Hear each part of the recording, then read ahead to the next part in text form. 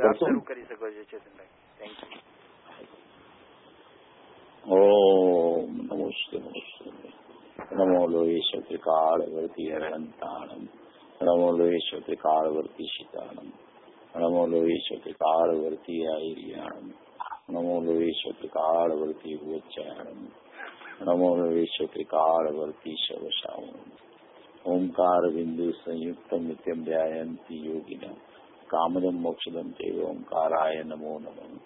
મંગલમ ભગવાન વીરો મંગલમ ગૌતમો મુનિ મંગલમ કુંકુંદાર્યો જૈન ધર્મોસ્તુ મંગલમ સર્વમંગલ માંગલ્યમ સર્વકલ્યાણકારકમ પ્રધાનમ સર્વધર્માણામ જૈનમ જયતુ શાસનમ નમઃ સમય સારાય સ્વાનુભૂત્યા ચકાસ્તે સ્વભાવાય ભાવાય સર્વભાવાંતરચિતે એગોમેશ શુદ્ધોપા જ્ઞાન દર્શન લખણો શ્રી સ્વામી બાઈકા પ્રવાસ બે સંયોગ લખણા. મારું સુશાશ્વત દર્શન જ્ઞાન લક્ષણ જીવ છે, બાકી બધા સંયોગ લક્ષણ ભાવ મુજથી બાવી છે. હું એક શ્રી સદારૂપી જ્ઞાન દર્શન નહીં કરે તો એમની તે મારું જરી પરમાણુ માત્ર નથી રહે. તે જાણતો અંત ને ગુણદ્રવ્ય ને પર્યાય પણ તે જીવ જાણે આત્મને પશુમો પામે લય કરે નથી. અપ્રમત કે પ્રમત નથી, એ જ્ઞાયક ભાવ છે. એ રીત શુદ્ધ કથા એને જે જ્ઞાત તે તો તે જ છે. જેમને તેને જ્ઞાન નથી કારક નથી વેદ કરે. જાણે જ કર્મો બે નિર્જરાબંધ તેમજ મોક્ષ ને ધ્રુવચલ ને અનુપમ ગતિ પામેલી સર્વે સિદ્ધ ને બંદી કહું સુત કેવડી કથિતા સમય પ્રાવૃત હો સ્થાપનિજ ને મોક્ષ પંથે યા અનુભવ તે અને તેમાં જ નિત્ય વિહાર કર નહીં વિહાર પર દ્રવ્યો છે. ઓમ શ્રી નમ સિદ્ધેભ્ય નમ સિદ્ધેભ્ય નમ સિદ્ધેભ્ય. પૂજ્ય બહેનશ્રીની પ્રશ્નોત્તરી રીતની ચર્ચા સ્વાનુભૂતિ દર્શનમાં આવેલી છે, તેના ઉપર આપણી તત્વ ચર્ચા ચાલી રહી છે. ગયા રવિવારે આપણે 360 નંબરનો પ્રશ્ન જોયેલો, એમાં ઉપયોગની ચર્ચા છે. બેનશ્રીએ પૂછેલું કે તીક્ષ્ણ ઉપયોગ, બેનશ્રીને પૂછવામાં આવ્યું કે તીક્ષ્ણ ઉપયોગ એટલે શું? તેના જવાબમાં ઉપયોગથી જે કાંઈ વસ્તુની સ્થિતિનું વર્ણન પૂજ્ય બેનશ્રીએ કરેલું તેનું આપણે સ્પષ્ટીકરણ આપણી ભાવના અનુસાર, આપણા જ્ઞાન અનુસાર આપણે સ્પષ્ટતા જોયેલી. ઉપયોગના પ્રકાર કેટલા હોય, ઉપયોગમાં જ્ઞાન દર્શનના ઉપયોગ શું કાર્ય કરતા હોય, એમાં એક જ ઉપયોગના જે લક્ષણ કેવી રીતના હોય, આત્માના લક્ષણમાં ઉપયોગ હોય અને ઉપયોગ બે પ્રકારના લક્ષણ રૂપ કેવી રીતે રહેલો હોય તેની આપણે ચર્ચા ગયા રવિવારે જોયેલી. એમાં ત્રિકાળી જ્ઞાન ઉપયોગ અને વર્તમાન જ્ઞાન ઉપયોગ, ત્રિકાળી દર્શન ઉપયોગ, વર્તમાન દર્શન ઉપયોગ, તેનાથી આપણે ચર્ચા લઈ અને ઉપયોગનું સ્વરૂપ કેવું હોય અને એ ઉપયોગવાનને પકડીને કેવી રીતે ચાલતો હોય અને એમાં જાણનાર જ્ઞાયક ભાવ જે છે એ વિકલ્પની મધ્યમાં રહેતો હોવા છતાં એ વિકલ્પથી પૃથકપણું એનું કેવી રીતે રહેતું હોય અને એ વિકલ્પની હાજરી હોવા છતાં જાણનારનું જાણનારપણું કદી છૂટતું ન હોય એવી જે એક આમાં જે ચર્ચા આવેલી એની આપણે ઘણા સ્પષ્ટીકરણ રૂપ ચર્ચા કરેલી. ત્યાર પછીનો જે બોલ છે એ 361 નંબરનો પ્રશ્ન પૂજ્ય બેનશ્રીને પૂછવામાં આવેલો છે. એમાં ખૂબ મહત્વની વાત છે અને ત્યાર પછીનો પ્રશ્ન છે એમાં પણ ખૂબ મહત્વની વાત છે. 361 ને 362 આ બે બહુ અગત્યના પ્રશ્નો છે. એમાં રુચિની વાત અને એમ કે વિકલ્પો કેમ થઈ જાય છે એની ચર્ચા ખૂબ સરસ આવી છે. 361 નંબરનો પ્રશ્ન છે, એમાં યથાર્થ રુચિનું શું લક્ષણ છે તે સમજાવવા કૃપા કરશો. રુચિનું લક્ષણ શું છે તેના ઉપરનો પ્રશ્ન છે. રુચિ કેવી રીતની હોવી જોઈએ, રુચિનું લક્ષણ શું હોય, ખરેખર કેવી રીતે ખબર પડે કે આ જીવને રુચિ છે કે રુચિ નથી. તો એ કોઈ પણ પદાર્થની સમજણ કરવી હોય તો એના લક્ષણ દ્વારા થઈ શકતી હોય છે. તો આમાં પણ પ્રશ્ન એવો જ કરવામાં આવ્યો છે કે યથાર્થ રુચિનું શું લક્ષણ છે. જેમ કે આત્માનું લક્ષણ જ્ઞાન છે, તો જ્ઞાન દ્વારા આત્માને ઓળખી શકાય છે, લક્ષણ દ્વારા લક્ષની પ્રસિદ્ધિ કરી શકાય છે.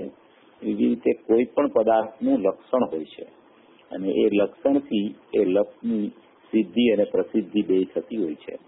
તો અહીંયા જે પ્રશ્ન પૂછવામાં આવ્યો છે કે યથાર્થ રુચિનું શું લક્ષણ છે તે સમજાવવા કૃપા કરશો જી. એટલે કે રુચિના લક્ષણની ચર્ચા છે. કોઈ જીવને રુચિ થઈ હોય તો એનું લક્ષણ હોય ને એનાથી ખબર પડે કે આ જીવની અત્યારે રુચિ કઈ પ્રકારે વર્તી રહી છે. રુચિ બહારમાં છે કે રુચિ અંદરમાં છે. અંદરમાં છે તો કેટલી રુચિનું બળ છે, કેટલું રુચિનું જોર ચાલે છે, એ લક્ષણ ઉપરથી બધો ખ્યાલ આવી શકે છે. તો પૂજ્ય બેનશ્રીને જે પ્રશ્ન પૂછવામાં આવ્યો એનો પૂજ્ય બેનશ્રી જવાબ આપે છે કે સમાધાન કરે છે કે યથાર્થ રુચિ, તીખી રુચિ અને ઉગ્ર રુચિ. યથાર્થ રુચિ એટલે કે સાચી રુચિ, એટલે કે વાસ્તવિક જે રુચિ હોવી જોઈએ, પોતાનું તત્વ સમજવા માટેની વાસ્તવિક રુચિ હોવી જોઈએ. ખરેખર અંદરથી એને લગની લાગવી જોઈએ કે મારે ખરેખર મારું તત્વ કેવું છે એ જ સમજવું છે. એને ખરેખર યથાર્થ રુચિ એટલે સાચી રુચિ કહેવામાં આવે. તીખી રુચિ અને ઉગ્ર રુચિ. તીખી રુચિ અને ઉગ્ર રુચિનો અર્થ એ છે કે ખરેખર એને પોતાના તત્વ સિવાયની બધી રુચિ ઉડી ગઈ હોય. પોતાના તત્વ સંબંધીની જ એને રુચિ ચાલતી હોય, પોતાના જ્ઞાયક ભાવ સંબંધીની જ રુચિ ચાલતી હોય. પોતાનું શુદ્ધ આત્મ તત્વ છે જે નિરપેક્ષ જ્ઞાયક ભાવ છે, અખંડ જાણનાર તત્વ છે, એવો જે પોતાનો સ્વભાવ છે, એવું પોતાનું સ્વરૂપ અનાદિથી અનેક પ્રકારની પર્યાયોમાં પ્રવૃત્તિશીલ જીવ રહેતો હોવા છતાં એનું જે જાણનાર તત્વ છે, જ્ઞાયક તત્વ છે, પરિણામી અખંડ તત્વ છે, ધ્રુવ તત્વ છે, એમાં કાંઈ થયું નથી. એ એવું ને એવું જાણનાર રહી ગયું છે. એવા જાણનાર તત્વની, જ્ઞાયક તત્વની રુચિ એને જો એની જ વાસ્તવિકપણે ખાલી રુચિ વર્તતી હોય તો એને ઉગ્ર રુચિ ને તીખી રુચિ કહેવામાં આવે છે. એટલે યથાર્થ રુચિ, તીખી રુચિ ને ઉગ્ર રુચિ હોય તો વારંવાર પોતા તરફ પુરુષાર્થ ઉપડે છે. જો આ રુચિ છે એ પર્યાય છે. એ રુચિના પ્રકાર પડ્યા છે, યથાર્થ રુચિ, તીખી રુચિ, ઉગ્ર રુચિ. એ રુચિની તારતમ્યતા સૂચવે છે. પેલા યથાર્થતા થાય, પછી તીખાસ થાય, પછી એની ઉગ્રતા આવે. તો એ રુચિની તારતમ્યતા સૂચક રુચિનું પરિણમન છે એની ચર્ચા છે. રુચિ છે એ શ્રદ્ધાની અવ્યક્ત પર્યાય છે, એને રુચિ કહેવામાં આવે છે. તો એ રુચિ એની વૈરતા કરતી હોય તો વારંવાર પોતા તરફ પુરુષાર્થ ઉપડે. પુરુષાર્થ છે એ વીર્ય ગુણની પર્યાય છે. પુરુષાર્થ છે એ ક્ષયોક્ષમ ભાવે છે. એટલે એ પુરુષાર્થ પણ એનો એ તરફ ક્યારે ઉપડે કે જો પોતાની રુચિનું બળ, રુચિનું વલણ, યથાર્થ રુચિપણું, રુચિની તીખાસ, એટલે કે શ્રદ્ધાનું બળ જે છે એ શ્રદ્ધાનું બળ, પ્રતીતિનું બળ, પ્રીતિનું બળ એ યથાર્થ જ્ઞાયક તરફ જ વર્તતું હોય વારંવાર તો પોતા તરફ પુરુષાર્થ ઉપડે છે. એટલે વારંવાર પોતા તરફ પુરુષાર્થ ક્યારે ઉપડે કે યથાર્થ રુચિનું બળ ચાલતું હોય. શ્રદ્ધામાં એને હું જ્ઞાયક છું, હું ધ્રુવ છું, હું ચૈતન્ય તત્વ છું, આત્મ તત્વ છું, અખંડ તત્વ છું, એવું રુચિનું બળ ચાલતું હોય તો એનો વારંવાર પુરુષાર્થ તે તરફ ઉપડે છે. યથાર્થ રુચિ છે કે નહીં તે પોતાને વિચારવાનું છે. એટલે રુચિની યથાર્થતા છે કે નહીં તો પોતે વિચાર કરી શકે છે. રુચિ મન થઈ જાય છે, તેમાં ઉગ્રતા થતી નથી, એટલે ઉપયોગ બહાર ટકી રહે છે. એટલે કે જ્યાં સુધી રુચિમાં મંદતા આવી જાય છે અને ઉગ્રતા નથી થતી તો ઉપયોગ બહાર ચાલ્યો જાય છે, પુરુષાર્થ બહારમાં જાય છે, અંતરમાં જતો નથી. એટલે આમાં વાત એમ કહેવા માંગે છે કે જ્યાં સુધી રુચિની યથાર્થતા ન હોય, રુચિમાં રુચિનો વિષય જ્યાં સુધી વૈસો ન હોય, શ્રદ્ધામાં એનો વિષય શ્રદ્ધેય છે એ અંદરમાં એને ખ્યાલમાં ન આવ્યો હોય, ત્યાં સુધી ખરેખર એ પ્રકારનો પુરુષાર્થ ઉપડતો જ નથી. જો રુચિની યથાર્થતા હોય, રુચિની ઉગ્રતા હોય, રુચિની તીખાસ હોય તો જ ખરેખર યથાર્થ પુરુષાર્થ ત્યાં ઉપડે છે. એટલે હવે રુચિ શ્રદ્ધાની જે પર્યાય છે એ શ્રદ્ધેય જે હું છું એમ એની રુચિ જો વર્તવા માંડે, ભલે હજી વિકલ્પાત્મક દશા ચાલતી હોય ત્યારે પણ એ પ્રકારની રુચિ વર્તે તો જ ખરેખર ત્યાં પુરુષાર્થ જોડાય છે. જો એ પ્રકારની રુચિ ન વર્તતી હોય તો ત્યાં પુરુષાર્થ જોડાઈ શકતો નથી. પેલા નિર્ણયની ભૂમિકામાં બધું આવે, જ્ઞાનનું સ્વરૂપ શું, જ્ઞાયકનું સ્વરૂપ શું, વિભાવનું સ્વરૂપ શું, ચૈતન્યતા શું, બહારમાં પરિણામ કેમ જાય છે, ઉપયોગ બહાર કેમ ચાલ્યો જાય છે, પુરુષાર્થ અંદર તરફ કેમ વળતો નથી, એ બધું નિર્ણયની ભૂમિકામાં જ્ઞાન નક્કી કરી લે અને પછી એની રુચિનું બળ ચાલુ થાય. જ્ઞાન એને વિષય સોંપે કે આ રહ્યો જ્ઞાયક તારો દેવ, આ રહ્યું તારું ચૈતન્ય તત્વ, આ રહ્યું તારું અસ્તિત્વ, આવો તું જ્ઞાયક જાણનાર તત્વ છો, આવું ચૈતન્ય તત્વ તું છો. એવું જયારે એને ખ્યાલમાં આવવા માંડે, એ ભલે હજી વિકલ્પ હો પણ ખ્યાલમાં એ મૂળ તત્વ આવે, જ્ઞાયક તત્વ આવે, અપરિણામી તત્વ આવે, તો એની યથાર્થ રુચિ, તીખી રુચિને ઉગ્ર રુચિ કહેવાય. અને એ યથાર્થતા, ઉગ્રતા અને તીખાસ આવે તો જ એ તરફ પુરુષાર્થ જાય. ને તો પુરુષાર્થ પર તરફ વૈડા કરે. બહારમાં કઈક પુરુષાર્થ કરું છું એવો એને ભ્રમણારૂપી પુરુષાર્થ ચાલ્યા કરે. ખરેખર એ પુરુષાર્થ નથી, તો અજ્ઞાનતા છે. પુરુષાર્થ તો જે પુરુષાર્થનો પિંડ, સમજણનો પિંડ જ્ઞાયક દેવ છે, એ જ્ઞાયક દેવનું સ્મરણ એને વારંવાર રુચિમાં ચાલ્યા કરે, એને ખરેખર વાસ્તવિક પુરુષાર્થ કહેવામાં આવે છે. એટલે યથાર્થ રુચિ જો છે કે નહીં તો પોતે વિચારી શકે છે. પોતાને ખ્યાલમાં આવે છે કે પોતાની રુચિ બહાર કેટલી ચાલે છે અને પોતાની રુચિ પોતાના સ્વભાવ તરફ કેવી ચાલે છે, તો પોતે વિચાર કરી શકે છે. એ રુચિ પોતાની મંદ પડી જાય તો પોતાને ખ્યાલ આવી જાય છે કે આ તો મારો ઉપયોગ બહાર ચાલ્યો ગયો, મારો ઉપયોગ કેમ અંદર આવતો નથી, કારણ કે રુચિની કચાશ છે. રુચિ હોય ત્યાં ઉપયોગ જાય, એટલે જ્યાં રુચિ નથી ત્યાં ઉપયોગ જાય છે. એટલે એનો મતલબ એમ છે કે રુચિની એની કચાશ છે, રુચિની તીખાસ નથી, રુચિની ઉગ્રતા નથી. હવે આ રુચિ જે છે એ રુચિ સ્વભાવ સન્મુખ કેવી રીતે જાય, એનું મૂળ ખરેખર એનું કારણ શું છે? કેમ રુચિ સ્વભાવ તરફ જાતી નથી? કે વાસ્તવિકપણે એને સ્વભાવની ખરેખર વાસ્તવિકતાની ખરેખર ખબર નથી. એટલે કે સ્વભાવ જે દ્રષ્ટિનો વિષય છે, જે જ્ઞાયક દેવ છે, જે ચૈતન્ય તત્વ છે, એ વાસ્તવિક કેવું છે કે એમાં કોઈ પણ પરિણામ જ નથી. એમાં વાસ્તવિકપણે પ્રગટ થતા જેટલા પરિણામો છે, જેટલા ઉત્પાદ વાળા પરિણામો છે, જેટલું વ્યક્તરૂપ પરિણમન છે, પછી એ વ્યક્તરૂપ પરિણમન રુચિનું હોય, વ્યક્તરૂપ પરિણમન જ્ઞાનનું હોય, વ્યક્તરૂપ પરિણમન પુરુષાર્થ એટલે કે વીર્ય ગુણની પર્યાય હોય, કે વ્યક્તરૂપ પરિણમનમાં ચારિત્રની વિપરીત દશા અથવા અવિપરીત દશા હોય, કોઈ પણ પરિણમન વાળા ભાવ જે છે એ ખરેખર અપરિણામી તત્વમાં પ્રથમ તો છે જ નહીં. આવા અપરિણામી તત્વનો પેલા એને ખ્યાલ આવવો જોઈએ. કારણ કે રુચિ છે એ રુચિ અપરિણામી તત્વમાં અહમ કરે છે. જ્યાં સુધી અપરિણામી તત્વ વાસ્તવિક શું છે એ ખ્યાલમાં ન આવે ત્યાં સુધી રુચિ ત્યાં એ તરફ વળી શકતી નથી. કે નિર્ણયની ભૂમિકામાં દ્રવ્ય પર્યાયના સ્વરૂપની યથાર્થતા જ્યાં સુધી જીવને ન આવે કે દ્રવ્ય તે અપરિણામી તત્વ છે, પર્યાય તે પરિણમતું તત્વ છે, અને અપરિણામી તત્વમાં પરિણામ તત્વનો, ક્રિયાશીલ તત્વનો, નિષ્ક્રિય તત્વમાં સર્વથા અભાવ છે, એવો મારો દ્રષ્ટિનો વિષય જ્ઞાયક ભાવ છે, એવું મારું ચૈતન્ય તત્વ છે, એવું મારું જાણનાર તત્વ છે. જયારે અનુભૂતિના સમયની ચર્ચા ચાલે ત્યારે અનુભૂતિ અને અનુભૂતિનો વિષય જુદા દેખાતા નથી, વિકલ્પ છૂટી જાય છે એવા.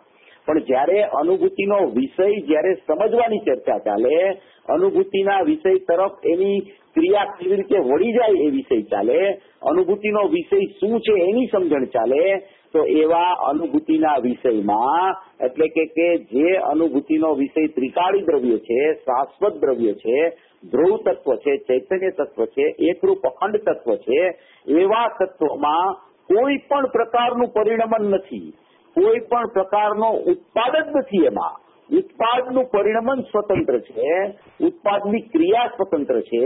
એ નિષ્ક્રિય તત્વ જે દ્રષ્ટિનો વિષય છે એમાં કોઈ પ્રકારનો ઉત્પાદ નથી.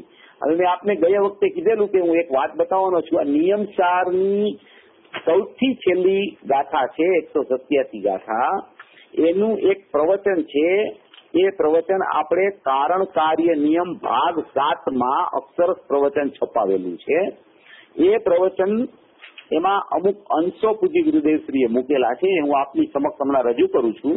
અને એ 16/12/71 નું પ્રવચન છે. 16/12/71 સાલ પ્રવચન નંબર 214 છે.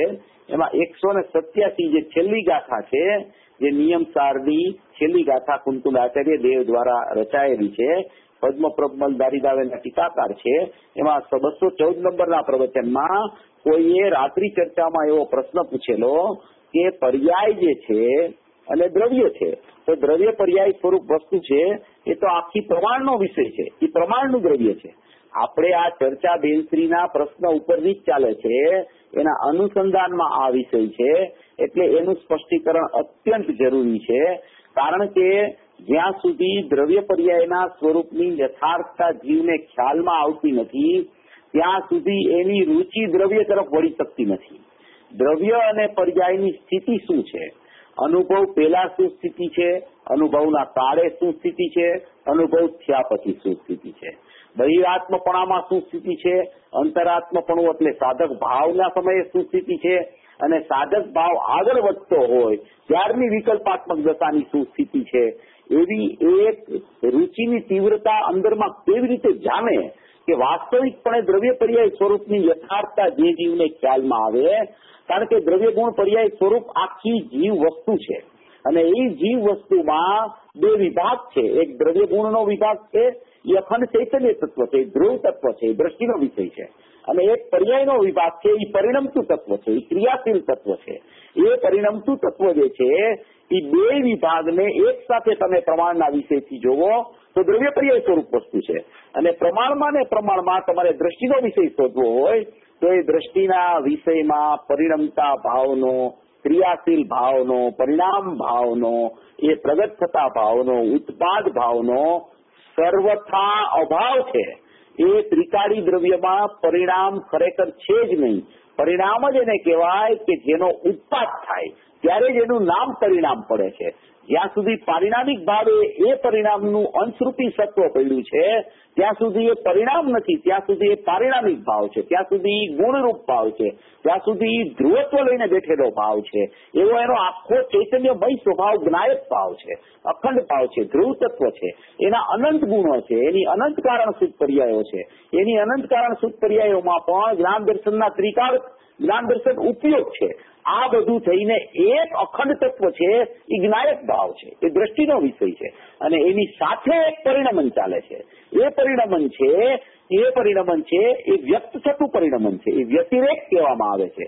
દ્રવ્ય ગુણને અન્વય કહેવામાં આવે છે, પર્યાયને વ્યતિરેક કહેવામાં આવે છે, ઉત્પાદ કહેવામાં આવે છે, ક્રિયાશીલ તત્વ કહેવામાં આવે છે, પરિણમતું તત્વ કહેવામાં આવે છે. તો આવી એક વસ્તુની સ્થિતિ છે. એ વસ્તુની સ્થિતિમાં યથાર્થ રુચિ દ્રવ્ય તરફની કેવી રીતે થાય, ત્રિકાળી દ્રવ્ય તરફની કેવી રીતે થાય કે જ્યાં એનો પુરુષાર્થ ઉપડે, જ્યાં એને ખરેખર ખ્યાલમાં આવે કે મારો પુરુષાર્થ આવું તત્વ છે એ તરફ ચાલે તો જ મારી રુચિની યથાર્થતા કહેવાય. અને તો જ એ રુચિ આવા તત્વ તરફ અહમ કરી, આવા તત્વને યથાર્થ સ્મરણમાં લઈ, આવા તત્વની યથાર્થ શ્રદ્ધા કરી, અહમ કરી અને સમ્યક રૂપે એ રુચિ પરિણમી જાય. તો એની ચર્ચા જે સમયસારજી પરમાગમની 11મી ગાથા જે આવી છે, એને જૈન દર્શનનો પ્રાણ કહેવામાં આવે છે. 11મી ગાથાને એમાં એક જે વિષય આવ્યો છે કે પર્યાયને અભૂતાર્થ કીધી છે અને ત્રિકાળી દ્રવ્યને ભૂતાર્થ કીધો છે. અભૂતાર્થ શા માટે પર્યાયને કીધી કે એમાં એમ પહેલો જ શબ્દ આવ્યો છે કે વ્યવહાર નહીં સઘળો અભૂતાર્થ છે. તો વ્યવહાર નહીં એટલે ત્રિકાળી દ્રવ્યની અપેક્ષાએ વ્યવહાર નહીં પર્યાય ભાવને વ્યવહાર કહેવામાં આવે છે. અને એ પર્યાય ભાવ સઘળો અભૂતાર્થ છે. એમાં પૂજ્ય ગુરુદેવશ્રીએ અસદભૂતના બે ભેદ, સદભૂતના બે ભેદ અને એમાં પણ 4 ભાવથી પ્રગટ કરી અને વ્યવહાર નહીં સઘળો અભૂતાર્થ છે, પર્યાય માત્ર અભૂતાર્થ છે એ ચર્ચા એમાં લઈ અને ત્રિકાળી જ્ઞાયક ભાવ, અખંડ ભાવ, ચૈતન્ય ભાવ સઘળો ભૂતાર્થ છે એવી ચર્ચા જે 11મી ગાથામાં લીધી છે. એના અનુસંધાનમાં જે એક પ્રશ્ન આવ્યો છે એમાં એમ પણ કીધું છે પૂજ્ય ગુરુદેવશ્રીએ કે પર્યાયને ગૌણ કરીને અભૂતાર્થ કીધી છે, અભાવ કરીને અભૂતાર્થ નથી કીધી. એવો પણ એક પોઈન્ટ આવે છે. તો એ ગૌણ કરીને અભૂતાર્થ કીધી છે, અભાવ કરીને અભૂતાર્થ નથી કીધી. એનો અર્થ ખરેખર એનું સ્પષ્ટીકરણ પૂજ્ય ગુરુદેવશ્રીએ આ નિયમસારની 214 નંબરના પ્રવચનમાં 187 નંબરની ગાથામાં 16-12-71 પ્રવચનમાં કરેલું છે. એ સ્પષ્ટીકરણ હું આપને વાંચી સંભળાવું છું અને આપ પણ એમાં ડાઉનલોડ આ પ્રવચન કરી અને તમે જોઈ શકશો, વાંચી પણ શકશો. આમાં પૂજ્ય ગુરુદેવશ્રીને પ્રશ્ન કર્યો છે કે આ પ્રશ્ન રાત્રે થયો હતો કે અભૂતાર્થ છે ને અસત્યાર્થ, પર્યાય દ્રવ્યમાં નથી માટે અસત્યાર્થ છે ને, એટલે મુમુક્ષ કે ગૌણ કરીને અભૂતાર્થ કીધું હતું. તો પૂજ્ય ગુરુદેવશ્રી ઉત્તર દ્રવ્યમાં પર્યાય ગૌણ કરીને, દ્રવ્યમાં પર્યાય ગૌણ કરીને અસત્યાર્થ કહ્યું. હા, પણ એમ જ કીધું ને, દ્રવ્યમાં ધ્રુવમાં પર્યાય છે ખરી, પણ એને ગૌણ કરીને કહેવામાં આવ્યું. રાત્રે ચર્ચા થઈ હતી, પર્યાય છે એ પર્યાયને ગૌણ કરીને, પર્યાય છે એ પર્યાયને ગૌણ કરીને. દ્રવ્યની વાત પણ અહીં ક્યાં છે? પૂજ્ય ગુરુદેવ શ્રી એમ કે છે કે પર્યાય છે એ પર્યાયને ગૌણ કરીને. દ્રવ્યની વાત અહીંયા ક્યાં છે? ત્રિકાળી દ્રવ્ય જે છે એમાં પર્યાય છે નહીં, એ વાત અહીં છે જ નહીં. એટલે એમ કહેવા માંગે છે કે ત્રિકાળી દ્રવ્ય છે એમાં પર્યાય નથી, એ તો વાત જ નથી, એમાં તો પર્યાય છે જ નહીં, એમ કહેવા માંગે છે કે ત્રિકાળી દ્રવ્ય છે એમાં પર્યાય છે નહીં, એ વાત તો અહીં છે જ નહીં, એનું તો અહીં કામ જ નથી. ત્રિકાળી દ્રવ્યનું મુખ્યપણું બતાવીને જે પર્યાય વર્તે છે તે પર્યાયને પણ ગૌણ કરીને નથી એમ કીધું, પર્યાય છે એને ગૌણ કરીને નથી કીધું. એમ કે દ્રવ્યમાં પર્યાય છે એને ગૌણ કરીને નથી કીધું. દ્રવ્યમાં પર્યાય નથી કે દ્રવ્યમાં પર્યાય છે માટે ગૌણ કરીને કહ્યું, એ પ્રશ્ન અહીંયા છે જ નહીં. એટલે એમ કહેવા માંગે છે, આગળ આવશે હમણાં, કે દ્રવ્યમાં પર્યાય છે કે દ્રવ્યમાં પર્યાય નથી, દ્રવ્યમાં પર્યાય છે માટે એને ગૌણ કરીને અસત્યાર્થ કીધી, એ પ્રશ્ન નથી. દ્રવ્યમાં તો પર્યાય છે જ નહીં એમ કે છે. એમ કહેવાનો આશય ગુરુદેવનો આમાં એમ છે. પ્રવચન આપ સાંભળશો ગુરુદેવના શ્રી મુખે તો આપને ખ્યાલ આવશે. કારણ કે ઘણી જગ્યાએ એવી ચર્ચા ચાલતી હોય છે કે ભાઈ દ્રવ્યમાં પર્યાય છે તો ખરી, દ્રવ્યમાં પર્યાય છે જ નહીં એમ નથી, પણ એને ગૌણ કરીને અભૂતાર્થ કીધી છે. એટલે કે દ્રવ્યમાં પર્યાય છે પણ એને ગૌણ કરી છે એમ, એટલે કે એને જોવાની નથી, એને ગૌણ કરીને અભૂતાર્થ કીધી છે. ખરેખર એનો જવાબ પૂજ્ય ગુરુદેવ શ્રી આમાં આપ્યો છે. અસત્યાર્થ કહ્યું છે એ તો ત્રિકાળી દ્રવ્યની મુખ્યતા દ્રષ્ટિ કરાવવા પર્યાયમાં હોવા છતાં એને ગૌણ કરીને એ પર્યાય નથી, અવિદ્યમાન છે. પર્યાય પોતે અવિદ્યમાન છે, વર્તમાન અવસ્થા અવિદ્યમાન છે, એમ કહેવામાં આવે છે. રાત્રે કહ્યું હતું ને, આ ચાલતું હતું ને, યાદ રહ્યું નહીં હોય, ભગવાન આત્માના 2 અંશો છે. હવે આ ચર્ચા કરે છે, ભગવાન આત્માના 2 અંશો છે. 2 અંશ છે, એમાં એક અંશ નથી, એ અંશ રૂપે અંશ નથી. 2 અંશ છે એટલે દ્રવ્ય અને પર્યાય સ્વરૂપ 2 અંશ છે. એ 2 અંશ છે એમાં આ પર્યાયનો અંશ નથી. એ અંશ રૂપે એટલે કે દ્રવ્યના અંશ રૂપે આ પર્યાયનો અંશ નથી, એમ ગુરુદેવ ખુલાસો કરે છે. તો પ્રશ્ન પૂછે છે મુમુક્ષુ કે અંશમાં અંશ નથી કે આખી વસ્તુમાં અંશ નથી? એવો પ્રશ્ન પૂછે છે કે અંશમાં અંશ નથી એટલે કે ત્રિકાળી અંશ છે એમાં પર્યાયનો અંશ નથી કે એમ કે આખી વસ્તુમાં અંશ જ નથી, એમ પ્રશ્ન પૂછે છે.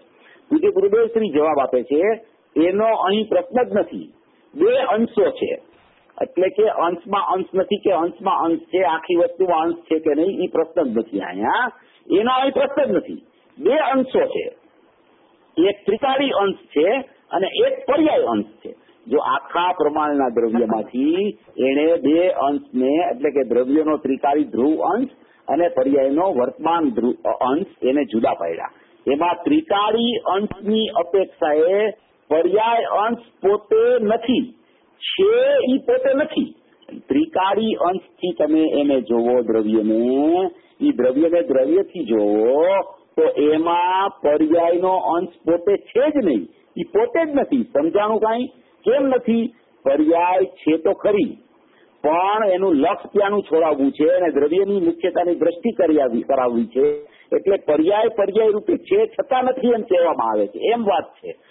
પ્રશ્ન પછી પાછો પ્રશ્ન પૂછે છે કે આપ બધી વાર કહો છો કે દ્રવ્ય પર્યાય નથી એટલે અમને તો એ દ્રઢ થઈ ગયું છે, એ માટે જ આ વાત સંચેડી છે.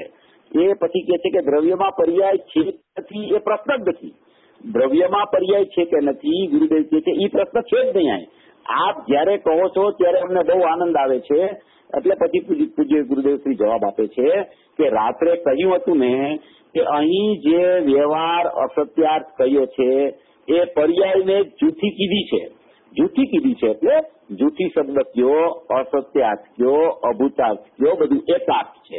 પર્યાયને જૂઠી શબ્દ રાજમલજીએ કળશ ટીકાકારે બહુ વાપર્યો છે. અસત્યાર્થ ને અભૂતાર્થ અમૃતચંદ્ર આચાર્ય અને જયસેન આચાર્ય એ શબ્દ વાપરેલો છે. તો કે છે કે રાત્રે કહ્યું હતું ને કે અહીં જે વ્યવહાર અસત્ય કહ્યો છે એને જૂઠી કીધી છે. દ્રવ્યમાં પર્યાય નથી એ પ્રશ્ન અહીં છે જ નહીં. દ્રવ્યમાં તો પર્યાય છે જ નહીં, એ તો પ્રશ્ન જ નથી એમ ગુરુદેવ કહે છે. આ ગુરુદેવના શબ્દ છે. દ્રવ્યમાં પર્યાય નથી એ તો અહીંયા પ્રશ્ન જ નથી.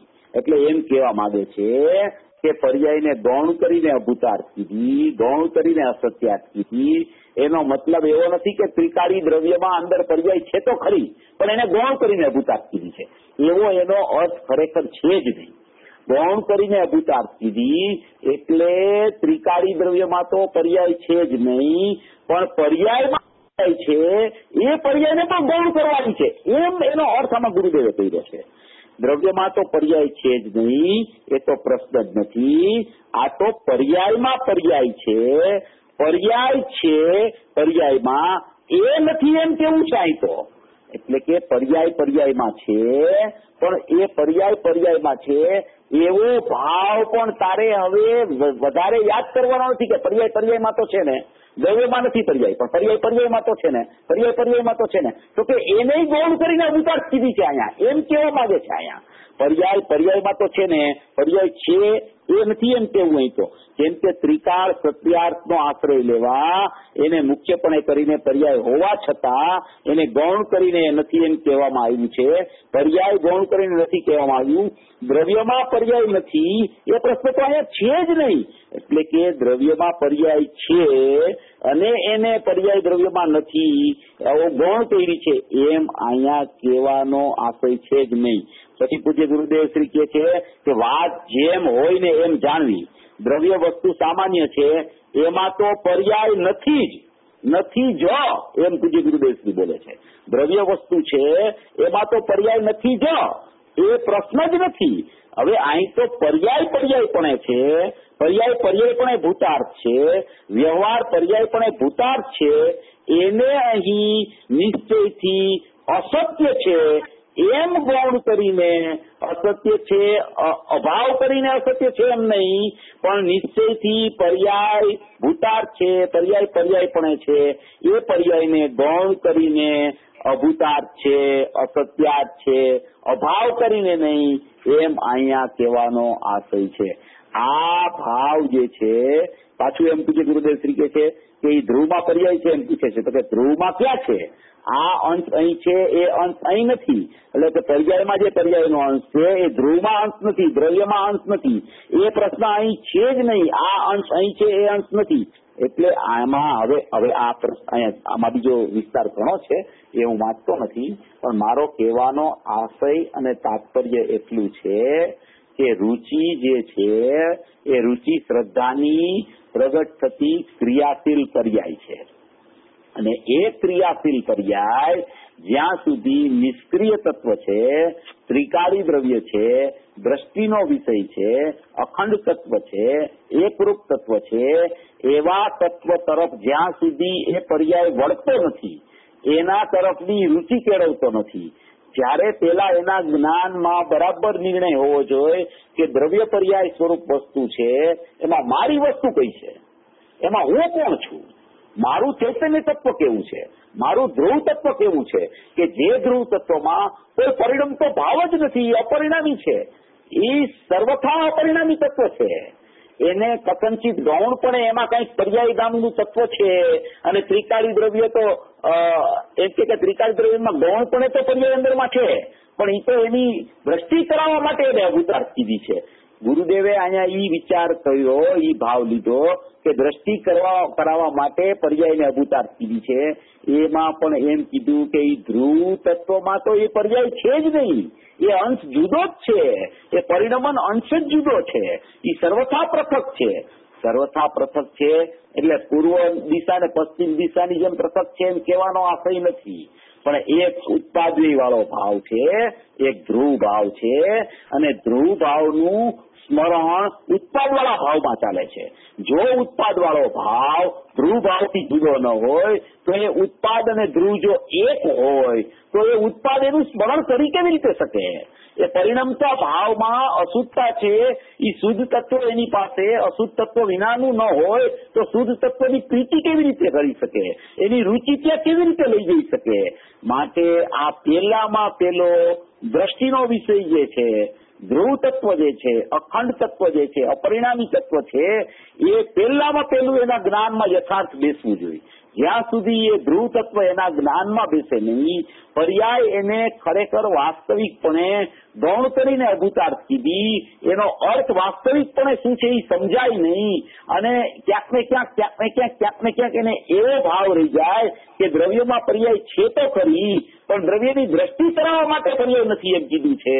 જો એવો ભાવ પણ રહી જાય તો એનો અર્થ એમ છે કે દ્રવ્ય અને પર્યાયની સત્તાને એને જુદી જુદી વિચારમાં નથી લીધી, એક સત્તા રૂપે જ એને વિચારમાં લીધી છે.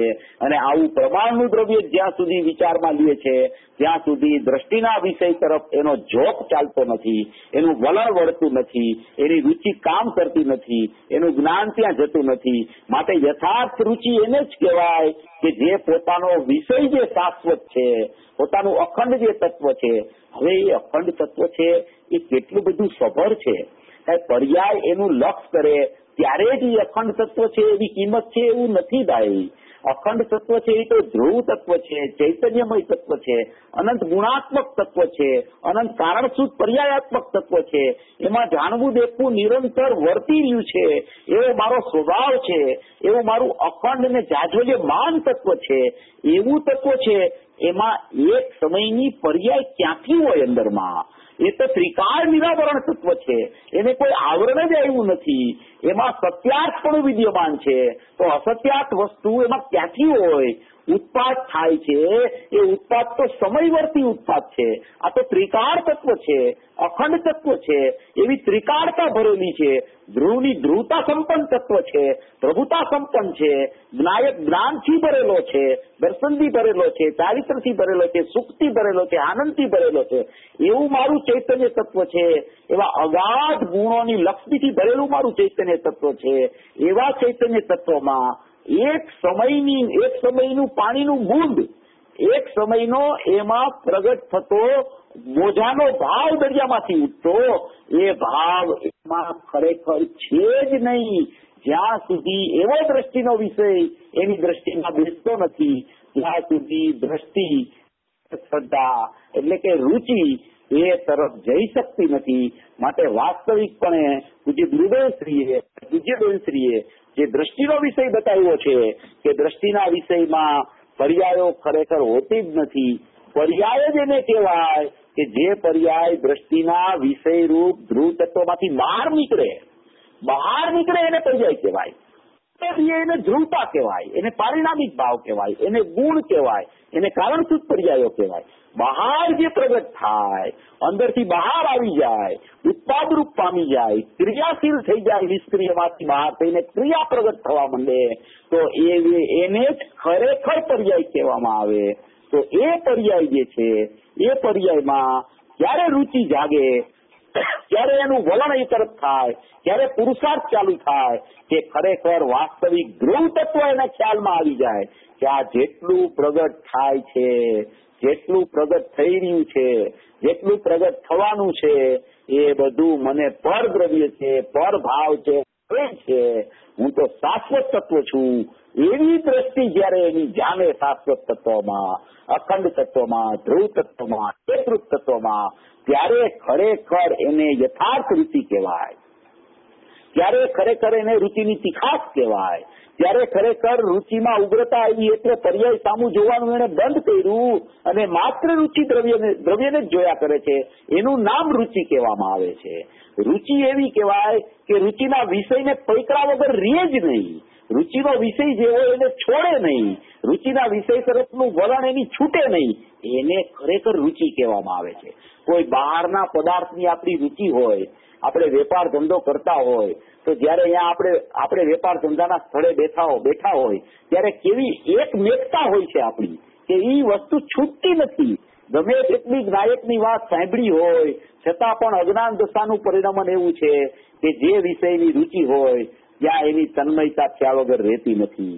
એમ જયારે એને જ્ઞાયક તત્વનો ખ્યાલ આવી જાય, ચૈતન્ય તત્વનો ખ્યાલ આવી જાય, ધ્રુવ તત્વનો ખ્યાલ આવી જાય તો એની રુચિ એ ધ્રુવ તત્વને કદી છોડતી નથી. એની તીખી રુચિ અને ઉગ્ર રુચિ ખ્યાલ વગર રહેતી નથી.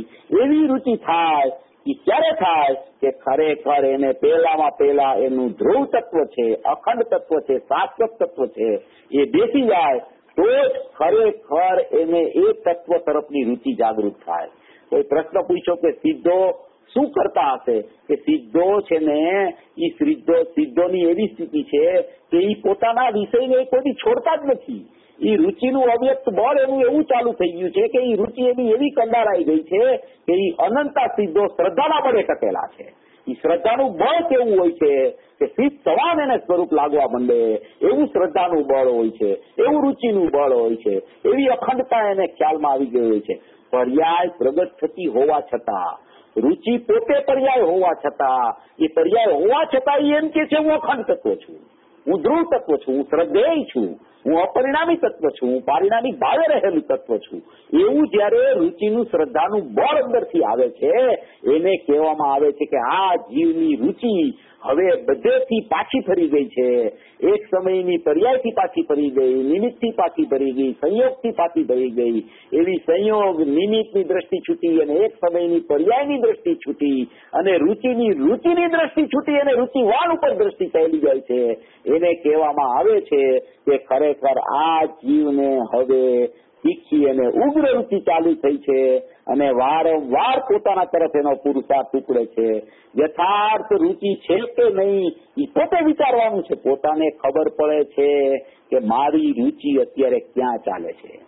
મારી રુચિ અત્યારે સાંભળવામાં ચાલે છે કે સાંભળતા સાંભળતા મારી એક વિચાર દશા એવી પણ ચાલવા માંડી છે કે હું તો જ્ઞાયક તત્વ છું, હું તો શુદ્ધ તત્વ છું, હું તો અખંડ તત્વ છું, હું તો અપરિણામી તત્વ છું, હું તો જાણનાર તત્વ છું.